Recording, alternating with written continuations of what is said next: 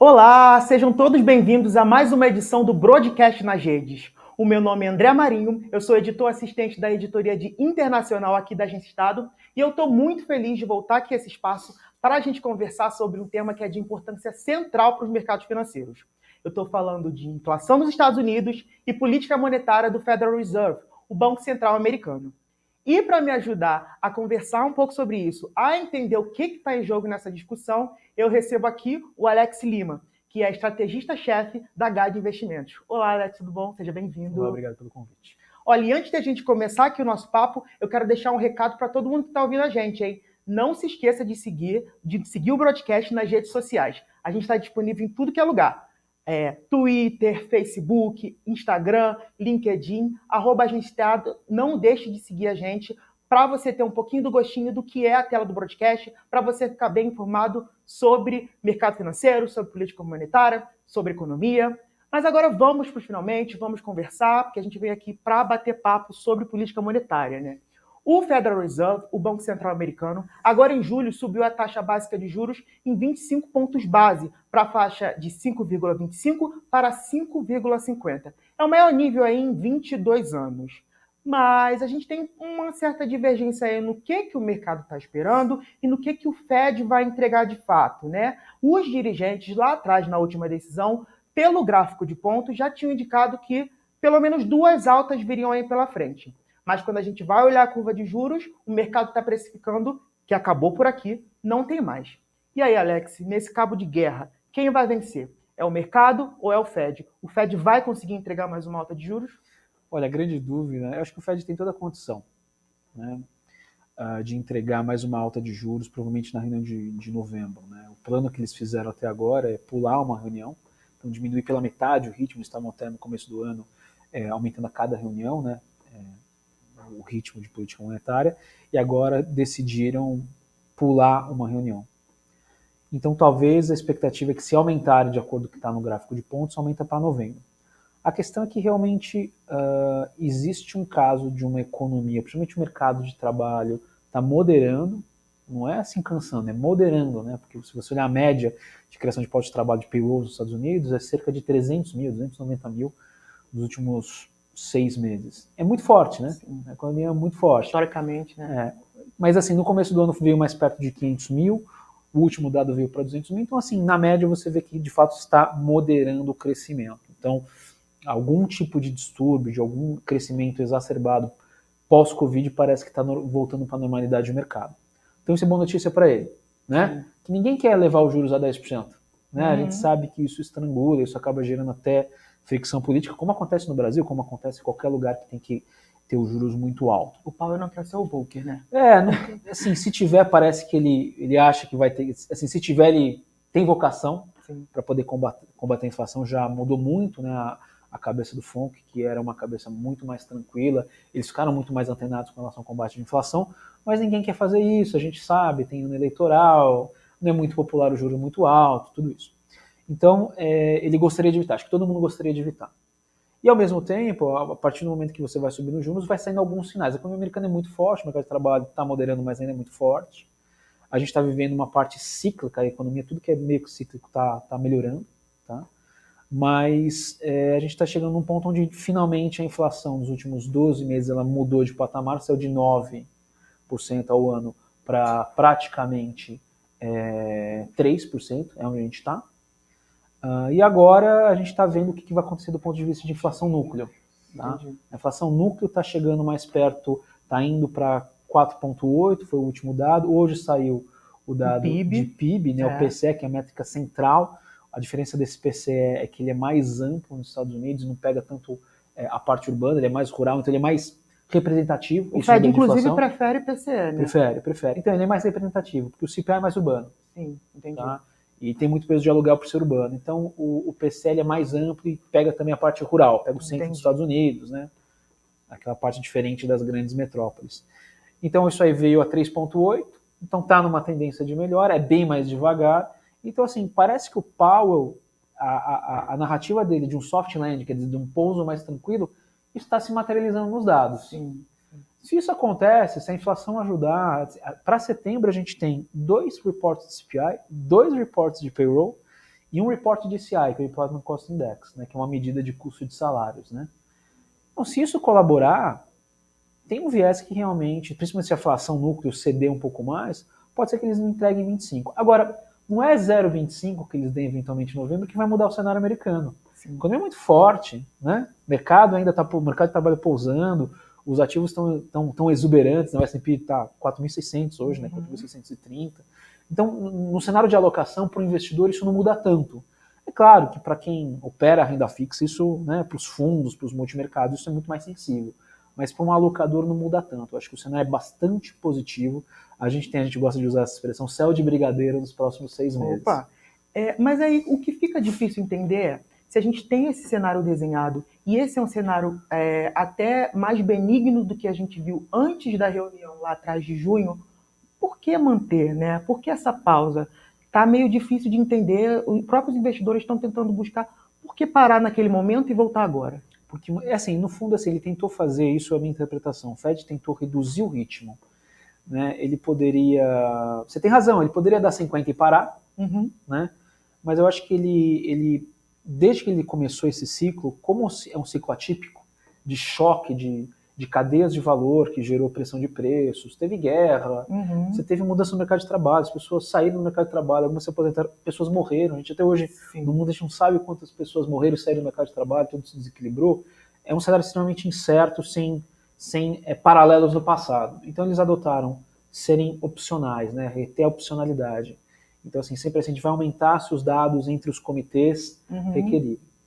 Então, isso é a primeira maneira do Banco Central tentar controlar a incerteza, o nível de incerteza. Aquele mantra do data dependent. Exato, né? Dependente de dados. os dados. O Banco Central sempre é assim, mas eles ficaram um pouco mais. E aí, como eles viram que, poxa, lembra março, né? A gente teve o chacoalhão dos bancos regionais, alguns bancos quebraram, o Credit Suisse quebrou. Você tem, assim, um efeito, né, dos juros, é indireto, né, mas foi por causa dos juros também. A gente estava até conversando antes de entrar aqui, né, a má gestão do setor, falta de regulação, tem tudo isso, a gente pode até conversar. Mas eles sabem que a coisa, o 747 que está pousando, com as 4 turbinas, tem umas turbinas meio chacoalhando. Então eles foram cautelosos, diminuíram o ritmo pela metade, falaram, em vez de a gente dar 2 de 50, a gente vai dar uma de 25 a cada 2 reuniões. Sim. Entendeu? Né? É como se ele desse 12,5 por reunião. Essa um pouco foi a solução. Não acho que está errado.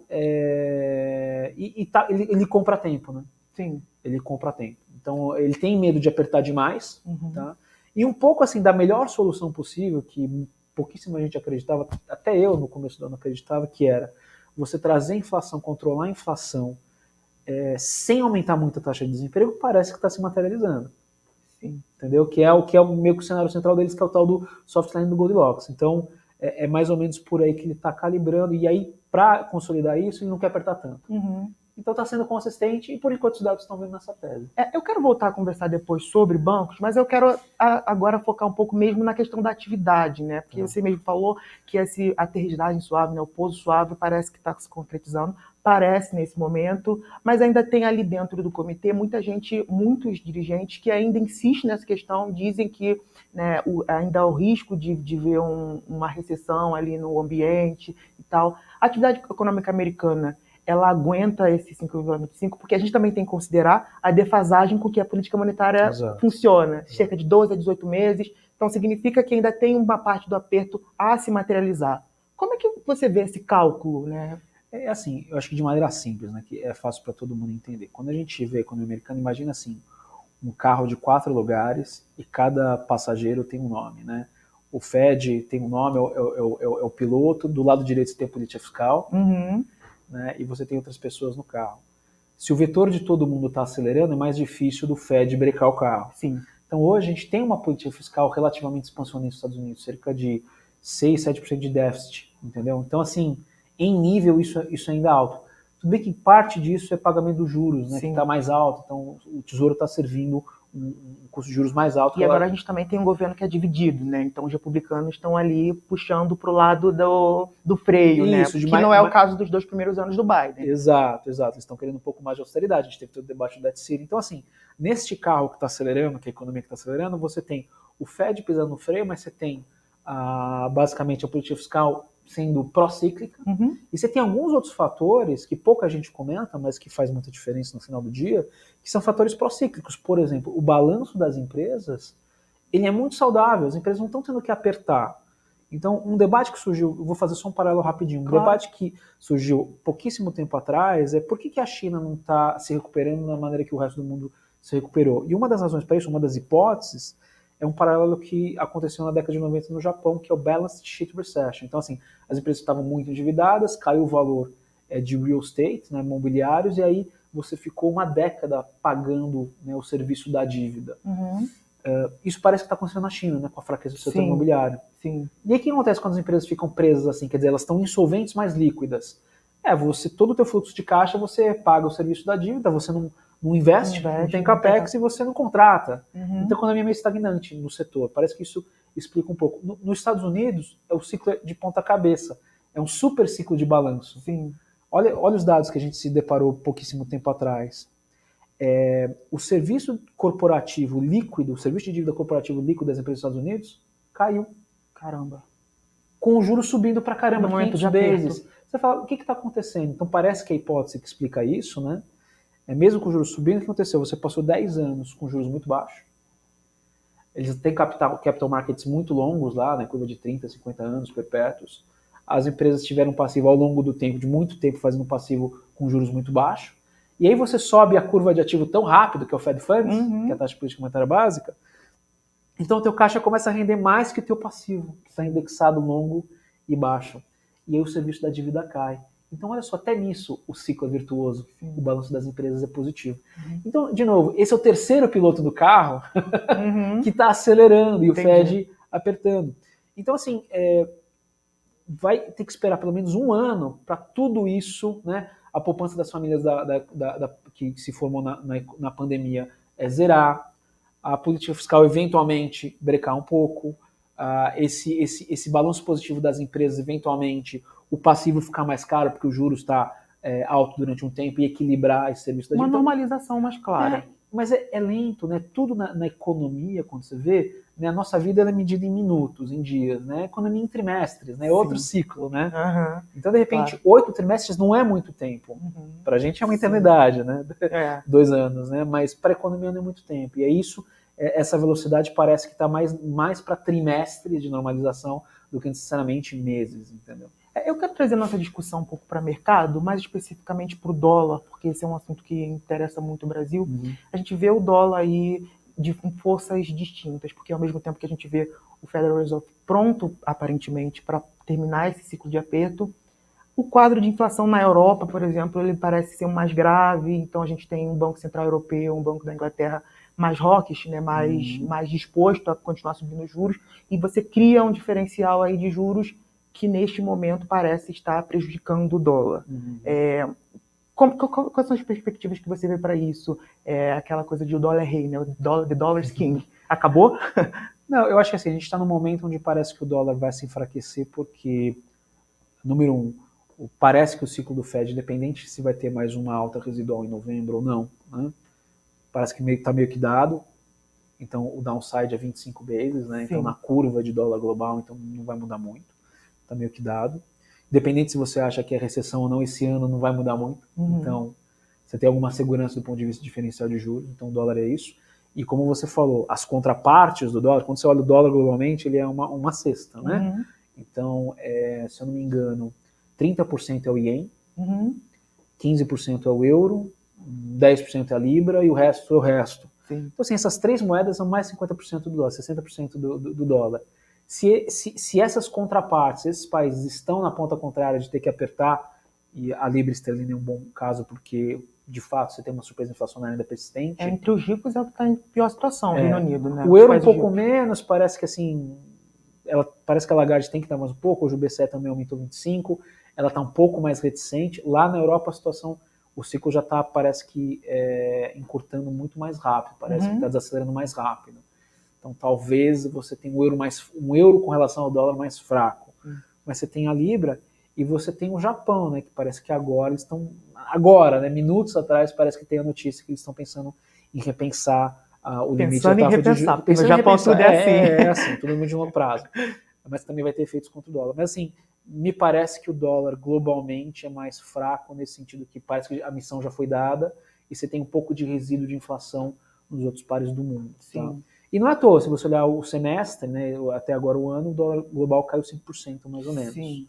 Tá? Então eu tenho essa cabeça, eu acho que o dólar está meio que dado que realmente o ciclo dos Estados Unidos foi, agora precisa os outros países talvez resolver com essas surpresas inflacionárias e vão provavelmente valorizar suas moedas. Eu falei que ia voltar a falar de banco, e eu acho que é muito importante a gente falar sobre isso, sim. A gente teve essas 3 bancos, né, pelo menos 3 bancos regionais que quebraram no início desse ano, né, bancos de médio porte. Isso trouxe algum efeito ali para o sistema bancário inteiro, mas que agora parece ter se acalmado. Eu quero entender qual que é o efeito disso no crédito. A gente vai ter um aperto de crédito por causa disso, ou o aperto de crédito que a gente está vendo é mais por causa dos juros? É um pouco dos dois, mas sim, uma coisa é preço e outra coisa é estoque. Né? A sua pergunta é mais com relação ao estoque. Eu acho que sim, mas ela não é um estoque de maneira agregada, né? Porque, primeiro, a gente precisa entender o tamanho da indústria dos bancos regionais dos Estados Unidos. Em termos de ativos, você pegar o KBW, que é o índice subíndice de bancos regionais dos Estados Unidos, os ativos deles de balanço é mais ou menos entre 3 trilhões e meio a 4 trilhões. Relativo, 20% do PIB dos Estados Unidos é representativo. Só que não é que assim, você vai em Manhattan e tem um banco regional. Você vai em Manhattan, você tem o Bank of America, você tem a Merrill, você tem o Morgan Stanley, você tem o Goldman Sachs, né? O banco regional é o banco do average American. Tá? Quando você vai para o centro dos Estados Unidos, você não vê bancos grandes, você vê os bancos regionais, os community banks. Então, eles financiam coisas muito específicas, principalmente pequenas e médias empresas e projetos de real estate comercial, que parece que tem alguma fraqueza. Sim. Tudo isso para falar que vai provavelmente ter algum tipo de indisponibilidade marginal de crédito, vai cortar um pouco de crédito, mas para setores um pouco mais específicos, tá? Não é que assim, se você é uma grande empresa listada no S&P 500 vai faltar crédito. Não, isso aí você vai pegar crédito com os grandes bancos. Mas talvez a pequena e média empresa, esse cara vai ter um pouco mais de dificuldade e é com lag. Então, toda essa bagunça aconteceu em março, historicamente leva 12 meses para você sentir na ponta mesmo. Entendeu? Então, provavelmente no final do ano, para virar do ano que vem, a gente vai ver alguns setores tendo menos fonte de financiamento. Então bate, mas é bem menos preocupante, bem menos sistemático, sistêmico do que foi 2008. Sim, que a gente teve o Lehman Brothers, enfim. Né? Que foi uma crise de bancos grandes, né, de grandes balanços. Não sabia se, em alguns momentos, será que o Bank of America vai, né? Era uma outra, a mesma coisa que a gente fala assim, será que amanhã o Bradesco vai estar de pé? É uma coisa inconcebível. Sim. Né? Mas isso em 2008 foi uma realidade. Too big to fail, né? É a percepção. Né? E ainda sobre essa questão dos bancos, um aspecto, né, que eu acho que é importante, que é interessante da gente notar, você falou que, então, esses grandes bancos, JP Morgan, eles parecem estar insulados aí nesse momento, mais insulados do que os de médio prazo, e aí tem dentro do Fed, entre reguladores americanos, uma discussão sobre se aumenta as exigências de capital, se aumenta as exigências de liquidez, como é que fica essa questão regulatória, e pelo que estamos entendendo aí até agora, o que vai se desenhando é um pouco mais rígidos para os bancos acima de 100 bilhões em ativos, né? A gente já vai terminar essa conversa, mas eu queria entender se essa questão, né, se essa questão de capitais mais duros, uma regra mais dura de capital, se ela é um fator que aperta, né, o crédito, ela pode apertar o crédito. Vai apertar, vai mudar o modelo, a gente tem falado isso na Guide desde março, a gente fez um estudo importante, ele é menos macro, ele é mais regional e idiosincrático, né, dessa indústria dos Estados Unidos, mas em suma, né, o retorno do banco regional, que antes era 12%, 15%, o retorno do seu patrimônio líquido, né, o ROI, né, que a gente chama Return on Equity, ele tem que ser menor, porque ele vai ter agora mais exigência de capital, não só isso, a margem operacional dele, esses bancos, né, se você entra hoje, por exemplo, num podcast dos Estados Unidos, né, a primeira coisa, a propaganda que aparece assim, coloca o seu dinheiro numa conta de money market, a 5%. Sim. É um produto novo que o americano não estava acostumado a consumir.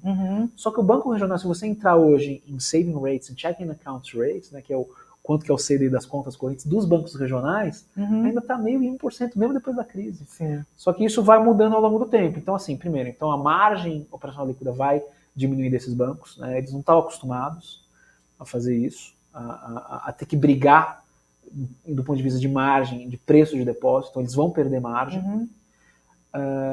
E grande parte do apetite deles, que é commercial real estate, esse mercado tá difícil. Então, Sim. assim, ele vai originar menos. Ele teve uma fuga de depósito, a gente não falou, mas teve uma fuga de depósito, que estancou um pouco, porque os bancos pararam de quebrar, estabilizou os preços. Mas é isso, então é menos depósito, vai precisar de mais capital e menos margem. Entendi. Então isso vai se traduzir em balanços menores e menos crédito. Só que a gente vai sentir mesmo isso. Primeiro que você vai começar a ver a falta de solubilidade daqui 9 meses. E na economia real a gente vai sentir daqui 1 ano e meio. Sim. Então de novo, é mais... Com certeza daqui 2 anos a gente fala, nossa, esse tal setor está muito menor. Porque não tem tanto financiamento. Não, e rapidinho, só para entender, você acha que isso significa um setor bancário menos diverso? Porque a gente já está vendo vários bancos se fundindo. A gente teve o PacWest se fundindo com o Bank of California, que foi um dos protagonistas lá das turbulências bancárias. Isso é um efeito possível? Não, eu acho que tem que acontecer, mas não é automático, né? Primeiro que assim, que para o banco grande que quer consolidar, ele meio que para ele é ótimo esperar o banco quebrar, né? Sim. Ele compra muito barato. O JP Morgan comprou o First Republic por... Exato, por $1, né? Assim, então, assim, vale muito a pena. É uma simetria meio perversa, é coisa do mercado financeiro capitalismo mesmo, mas é o que funciona. Entendeu? Você não tem nenhum incentivo, né? Você não tem um regulador com a arma na sua cabeça. Sim. É isso que acontece.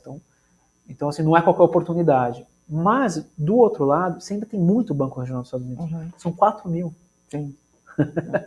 É muito, né? É uma indústria, né? De novo, são banquinhos pequenininhos. Essa regra de ser acima de $100 bilhões vai pegar muito banco. Mas tem muito banco abaixo de 50, Abaixo disso. com 30, com 60.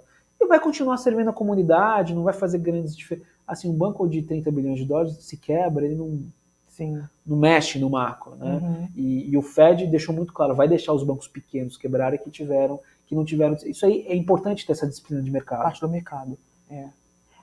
Acho que pra gente vai terminando por aqui, mas ainda teria muito pano pela manga, porque esse é um assunto que rende. Mas eu queria agradecer quem nos acompanhou até aqui e queria voltar a fazer o pedido para seguir a gente nas redes sociais, @Agência Estado. Obrigado pela sua presença aqui no estúdio do Estadão, Alex. Prazer, obrigado. Até a próxima. Pode me ligar sempre.